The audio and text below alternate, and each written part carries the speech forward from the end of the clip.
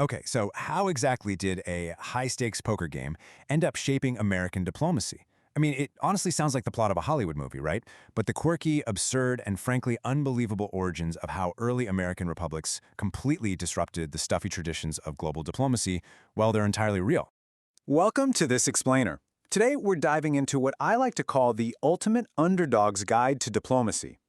We're going to explore how the newly formed nations of the Americas, both North and South, stepped onto the world stage in the 18th and 19th centuries, basically crashing headfirst into the established, aristocratic empires of Europe. Okay, let's dive right into our roadmap. We're going to look at the quest for recognition, America's wealthy amateur diplomats, how Latin America enters the stage, Europe's reluctant diplomats, and finally, the birth of the Calvo Doctrine. Section 1. The Quest for Recognition. America's Early Days. Think of the United States in its earliest days as essentially a scrappy startup.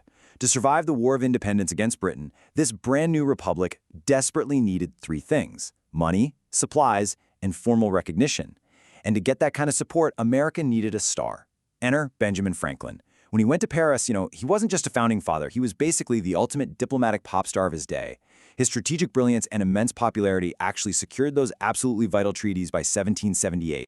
But this whole situation set the stage for an incredible culture clash. So, under European rules, an ambassador represented a sovereign monarch. We're talking gaudy uniforms, massive extravagant budgets, and literal coaches drawn by 6 horses. But America? America was a proud republic with a notoriously cheap Congress. They sent ministers instead. These guys wore basic black suits and rode around in simple 2-horse coaches. It was this frugal Republican simplicity clashing head-on with Europe's obsession with aristocratic rank. Section 2. America's Wealthy Amateur Diplomats. The Spoils System. Fast forward a bit to the late 19th century, and America's diplomatic strategy shifted heavily to the spoils system. This meant handing out overseas outposts as expensive rewards to wealthy political supporters. And because Congress absolutely refused to buy embassy buildings, these diplomats had to pay their own way. To put that into perspective, in 1907, Lloyd Griscom, the son of a shipping magnate, had to personally pay an absurd $15,000 a year out of pocket just to rent a 16th-century palace in Rome. The financial burden was just staggering. To introduce himself to Roman society, Griscom threw this massive reception for 1,400 guests. These folks drank 400 bottles of champagne and quite literally stuffed their pockets with his cigars. So after paying that massive rent and hosting just this one party, Griscom was left with a mere $2,500 from his entire annual government salary.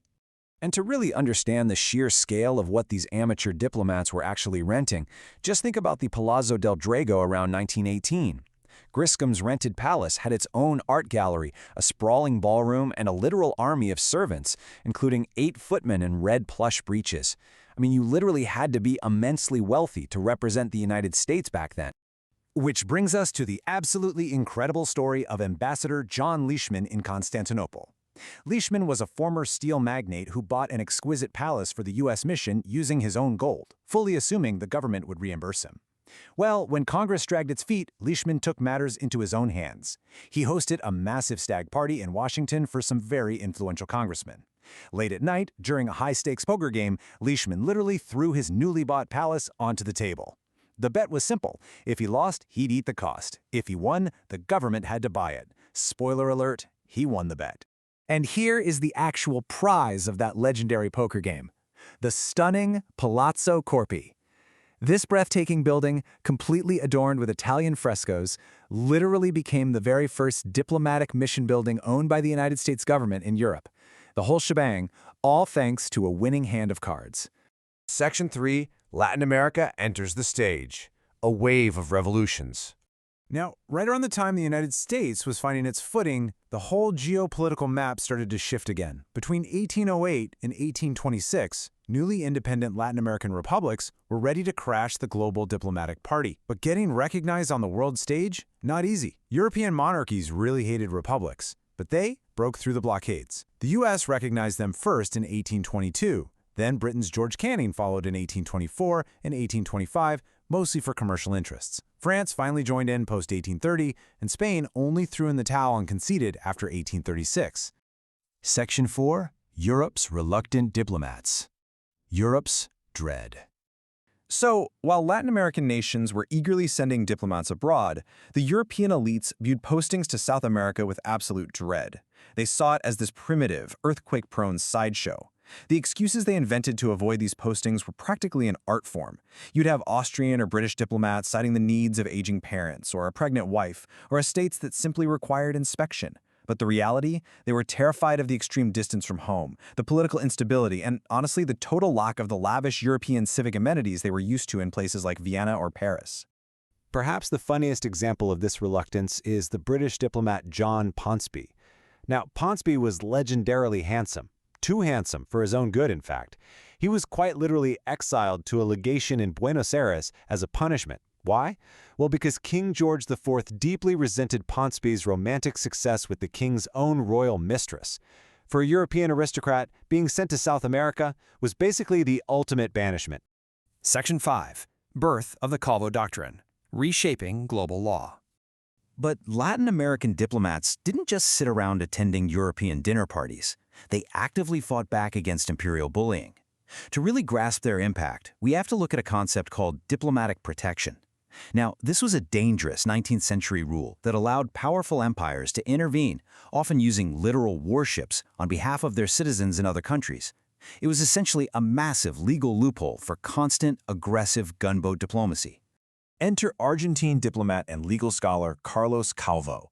He pushed back incredibly hard against this practice, formulating what became known as the Calvo Doctrine.